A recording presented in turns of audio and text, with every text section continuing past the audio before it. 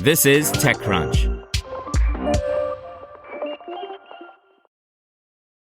Sam Altman's space data center trash talk is what most experts already believe. I'm Imran Sheikh, and your Daily Crunch for Wednesday, featuring 3 big tech headlines, starts right now. X has made a tweak to its algorithm to boost the visibility of posts to users' mutuals, the people they follow who follow them back, as said by head of product Nikita Beer on Monday. The change may not drastically revamp the site's user experience, but may make X feel a little bit more like a community rather than a, torrent of disparate voices shouting into the digital abyss. Beer noted that the change would also help clusters form around interests more easily, which many people have asked for. X has introduced a number of changes lately, many of which seem designed to make the site a bigger hub for creators. Earlier this year, the site changed how it compensates accounts in an effort to incentivize original content rather than mere aggregation, and earlier this month, it also introduced a video editor designed to make it easier for users to work on the platform. This tweak follows changes that Meta's Threads has been making to its algorithm, aimed at creating communities largely as a differentiation from its main rival X. For instance, last month, Threads rolled out a Your Algo feature, which lets users privately control what they see in their feed. It also reached 500 million monthly active users. A coalition of 12 state attorneys general is filing a lawsuit to block the merger of Paramount Skydance and Warner Brothers Discovery, alleging that the deal would harm movie theaters, basic cable distributors, and audiences. The coalition, led by California Attorney General Rob Bonta, argues that the acquisition violates the Clayton Act, which prohibits mergers that may substantially lessen competition or tend to create a monopoly. The attorneys general allege that if the two companies are allowed to merge, it would lessen competition in 3 areas: wide-release theatrical film distribution, top-grossing theatrical distribution, and basic cable licensing. The deal would combine 2 notable film studios as well as streaming platforms Paramount Plus and HBO Max.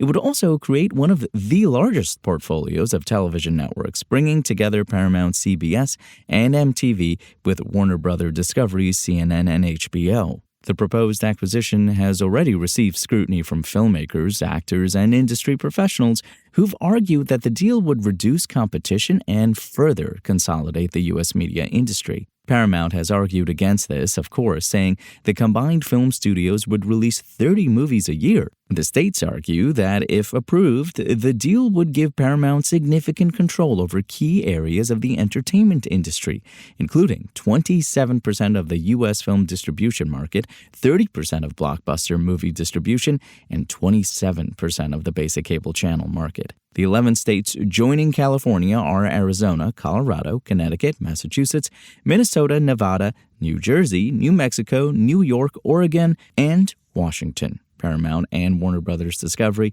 did not immediately respond to TechCrunch's requests for comment.